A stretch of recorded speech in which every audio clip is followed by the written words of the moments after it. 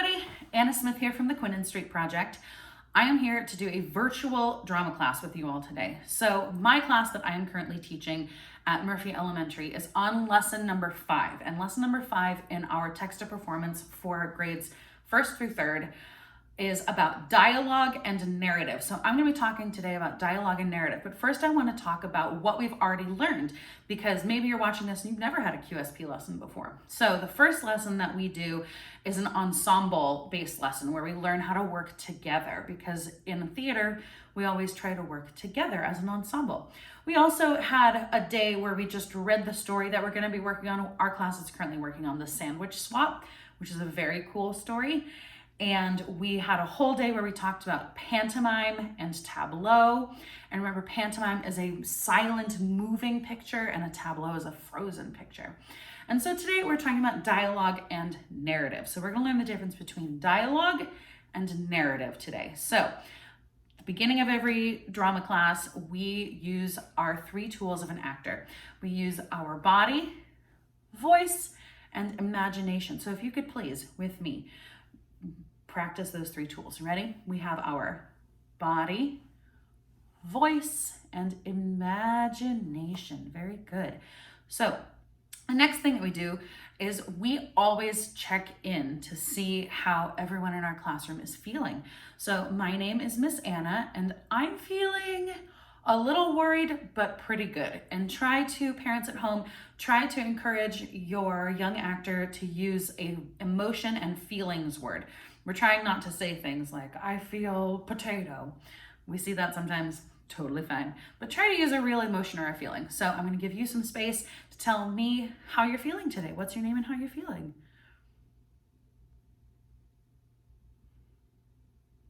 Good, okay. Good, all right. So hopefully, I think I heard some good, I think I heard some worried, I heard some great, I heard some sad, I heard lots of things, okay?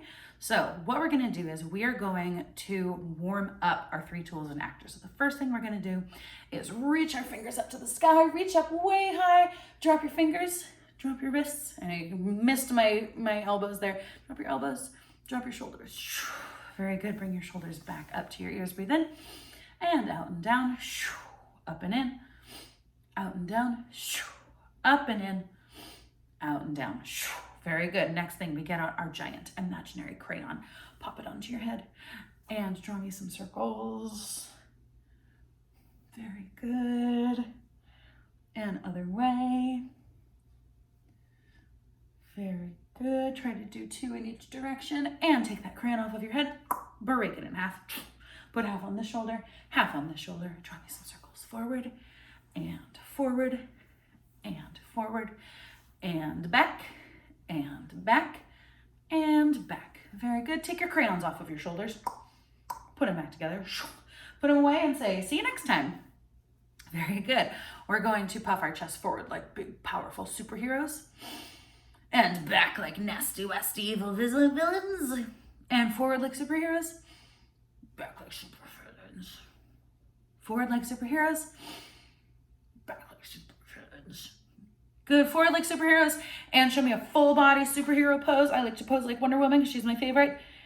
And full body, give me just chest first. And a full body evil villain pose. Ready? Good. I saw a lot of really good superheroes and villains. Very good. So the next thing that we are going to do is create some energy balls, okay? So here's what we are gonna do. We're gonna clap and rub our hands. Ready, go. All right, now when your hands get hot, you are going to let go of your hands very slowly. You should be able to feel some energy between your hands. It should feel kind of like you're holding a ball of energy. You're gonna take this energy and you're gonna pat it into your body.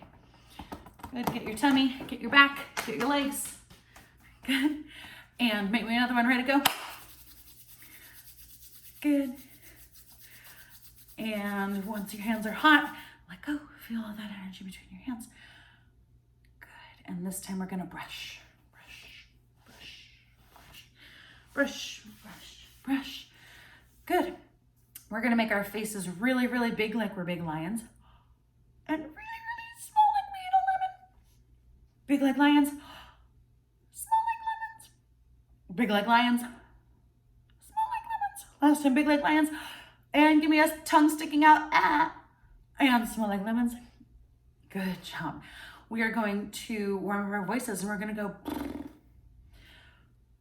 Repeat after me. Good. You're going to add some sound. Good. We're going to throw a baseball of sound. Watch this. Good. You want to try that with me? Ready? Good. We're going to throw it like a football now. Ready? Good. Next one is we're going to dribble and throw a basketball. Ready? Here we go. Very good. Repeat after me. Ba ba ba ba. Da da da da. Ga ga ga ga. Ba da ga. Ba da ga. Ba da ga. Ba da ga ba da ga ba da ga ba. Very good. Pa pa pa pa. Ta ta ta ta. Ka ka ka ka. Pa ta ka. Pataka. Pataka. Badiga pataka. Pataka badiga. Very good. All right, now what I would like you all to do is if you know a tongue twister, I want you to hit pause and I want you to try it. Okay, hit pause now and hit play. Good. All right. If you liked your tongue twister, rad. If you want to try my tongue twister, here's what I'm going to ask you to do. My classroom has been practicing this one and they're having a bit of a hard time with it. So we really want to make sure we practice this one this week. Repeat after me. Unique New York. Unique New York. You know you need unique New York. Okay, listen to me. Unique New York, unique New York. You know you need unique New York.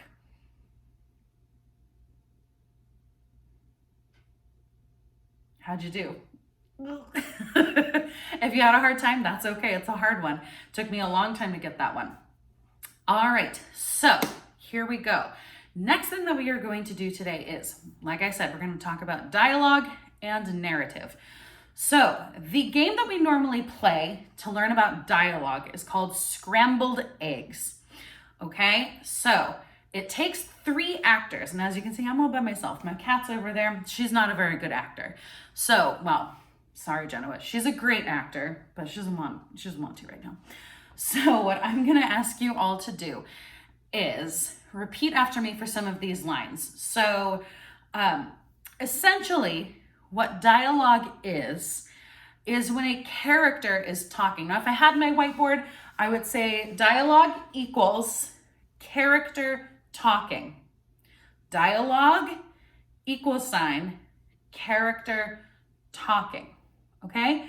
Now, what's different about that from narrative is narrative equals sign storyteller talking. So when you're reading a book, you will see that some words have quotes around them, and that's dialogue. That's when a character's talking. And the rest of the book is usually just doesn't have quotes around it because that's the storyteller talking.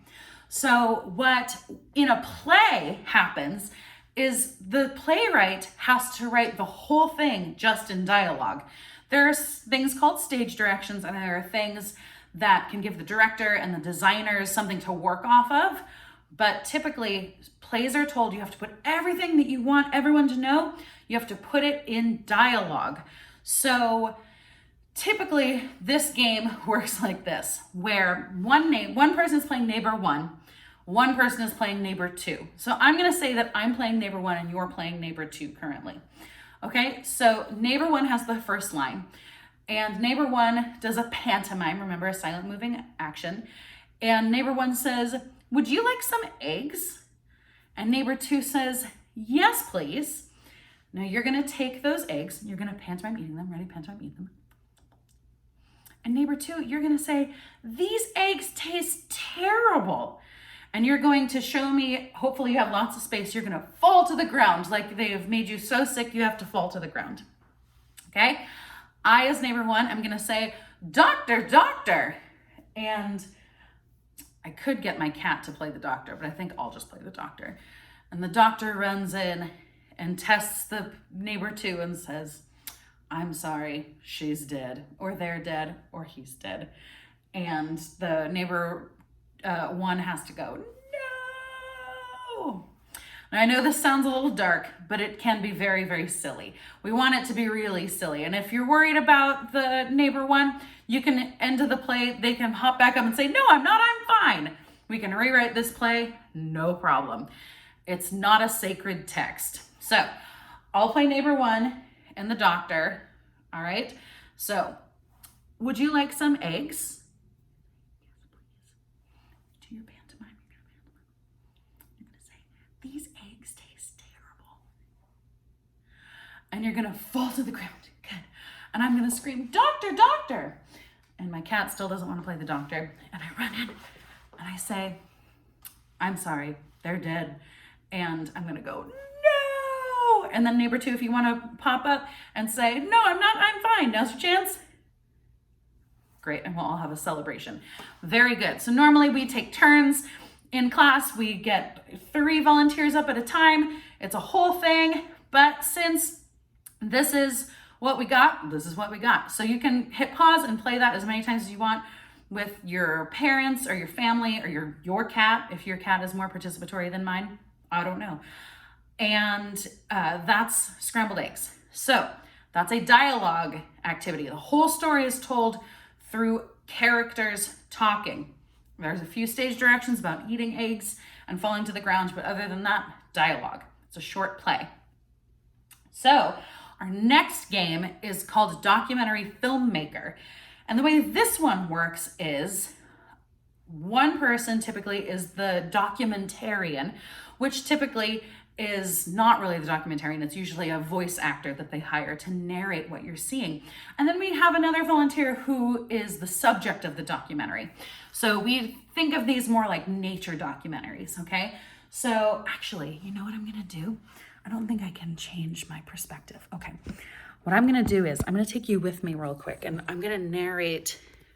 Genoa, my cat, is gonna be my subject. Okay, so here's Genoa.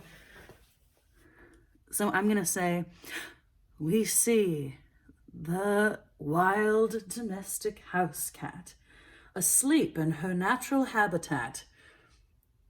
She is breathing heavily because she senses that her mother is nearby, about to make her a YouTube star. She doesn't particularly care for what her mother is doing right now. Note the fuzzy Pete's in the back. And the one open eye that is glaring at the camera.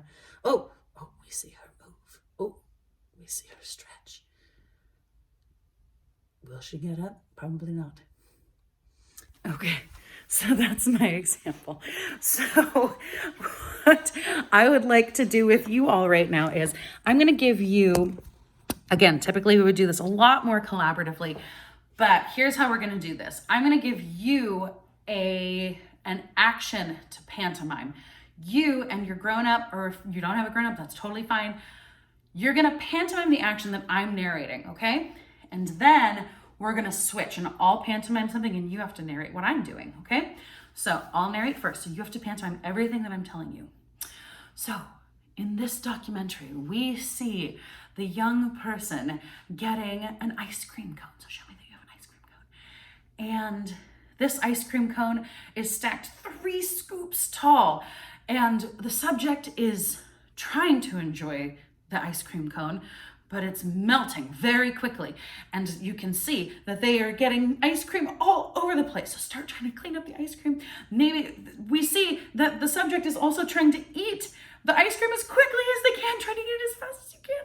Good. And let's see, what's the end gonna be? And we see, all of the ice cream has fallen to the ground. How'd you do? I'm sure you did great. Give yourselves a round of applause. Very good. All right. I'll go ahead and do the action now, and you're going to narrate what I'm doing. Okay?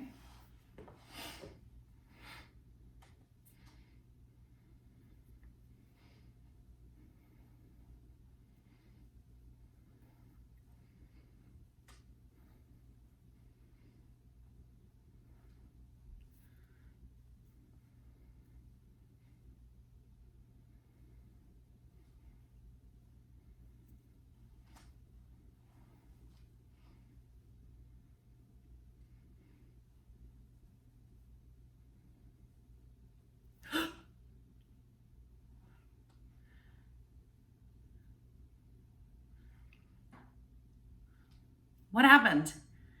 I know, I was washing dishes and I dropped one and it broke in half. Can you believe it? Oh man, what a mess. Good thing my next pantomime will be me gluing it back together, apparently. Okay, so then what we would do is we would then take our story, the sandwich swap that we're using, and we would kind of go through the story and talk about where there's dialogue and where there is narrative. So I'm gonna go ahead and get my computer and I can help, we can go through this together. Now, I'm gonna use an example of the sandwich swap, but you can use any story that you're working on. And if you have a different story from your classroom, or if you just have a story that you wanna use, no problem. Okay, sandwich swap, here we go. So,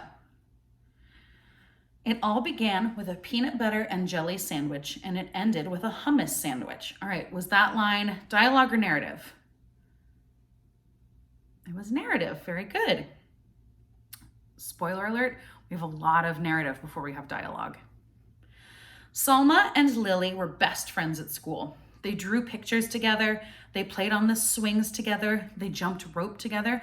Now you at home, you can show me all those things. Can you show me a pantomime of drawing pictures together? Good. This one's hard. Can you show me playing on swings together? Very impressive. Very good. Careful. And they jumped rope together. Show me jumping rope. Good. Very good. That one's easy, huh? And they ate their lunches together. Maybe you don't have to pantomime this. Maybe it's time for lunch. Okay. But just what they ate was a little different. Lily ate a peanut butter and jelly sandwich every day for lunch. Salma ate a hummus and pita sandwich every day for lunch. And although Lily never said it out loud, she thought Salma's sandwich looked weird and yucky. She felt terrible that her friend had to eat that icky chickpea paste every day. Ew, yuck. And although Salma never said it out loud, she thought Lily's sandwich looked strange and gross. She felt just awful that her friend had to eat that gooey peanut paste every day. Ew, gross. Then one day, Lily just couldn't hold back those pesky thoughts any longer. All right, here we go. This is our first line of dialogue. Your sandwich looks kind of yucky, she blurted out. There's more dialogue. What did you say? Salma asked, thinking she must have misunderstood her friend. Now see how those lines go back and forth, right? It starts as dialogue and ends as narrative, right? Okay. I said, your sandwich looks yucky. Salma frowned. We're back to just narrative. Salma frowned. She looked down at the thin, soft bread and she thought of her beautiful, smiling mother as she carefully cut Salma's sandwich into 2 neat halves that morning. Her hurt feelings turned mad. Dialogue. Yeah, well, your sandwich looks gross and it smells bad too, Salma snapped back. Lily looked surprised. She sniffed the thick, squishy bread and she thought of her dad in his silly apron, whistling as he cut Lily's sandwich into 2 perfect triangles that morning. Lily scowled. Dialogue. It does not smell bad. Now, these are all dialogue.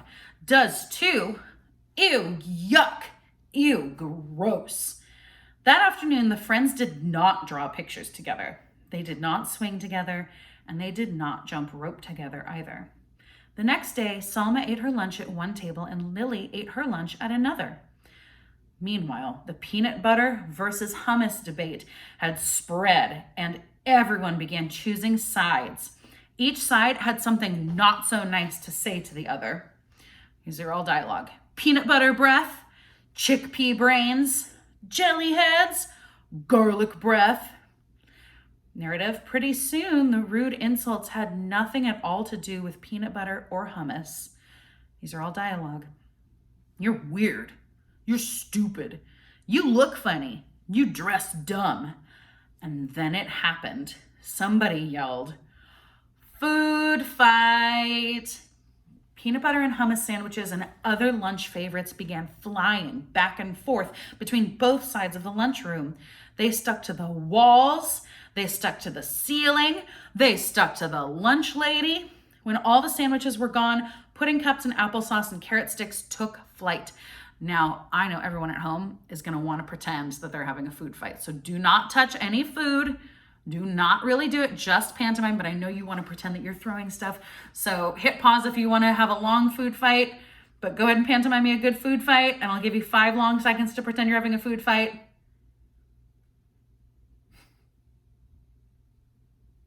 And 1 and none. Okay, back to me, back to focus. If you hit pause, hit play. Good. All right. Selma and Lily looked at each other from across the rowdy, splattered room.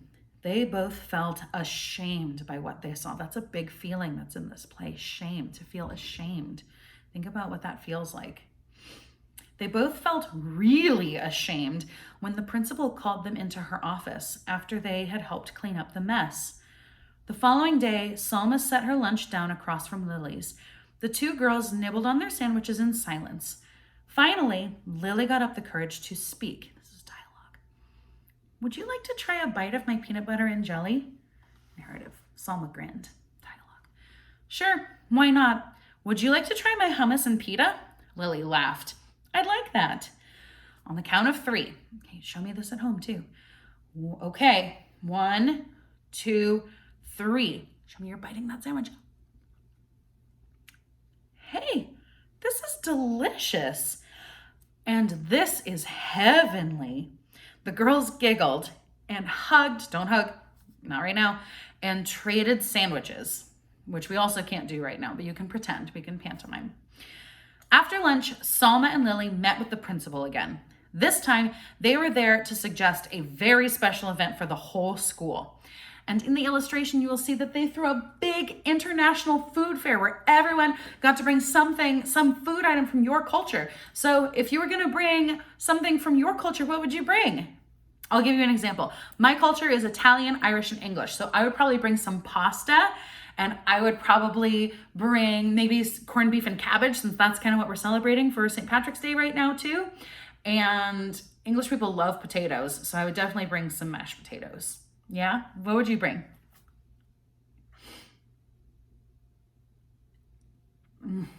That sounds delicious, and I am hungry just thinking about it. Sounds lovely. And that's how it all began, with a peanut butter and jelly sandwich and ended with a hummus and pita sandwich. Now, I want to also say, I don't have the rights to that story, and we thank the publishers for sharing that with us for educational purposes. No one's making any money off of it. So thank you for sharing your words with us for that story. All right, so the last thing that we do in our lessons, we talked about dialogue, we talked about narrative. Our goal for this lesson was to learn the difference between the two. So what I'm gonna ask you to do is tell your grown-up, find a story, and tell your grown-up that you're gonna help define where in the story has dialogue and where has narrative. And you can act these things out. You can just practice it on your own. And in a play, actually in QSP plays, we use both. We usually have a narrator character who reads the narrative, and we have actors read the dialogue because that's their character speaking. So have a conversation about those things, and give me a thumbs up, a medium thumbs, or a thumbs down based on how this lesson made you feel. Ready? Show me. Okay. Thank you so much for sharing that with me. I really appreciate it. And the last thing we do before we leave drama class is that we put our hands in front of ourselves, we don't touch anybody, and we say drama class on 3. Ready? 1, 2, 3. Drama class. Very good. Thank you so much for joining me, and I hope this was helpful. Bye.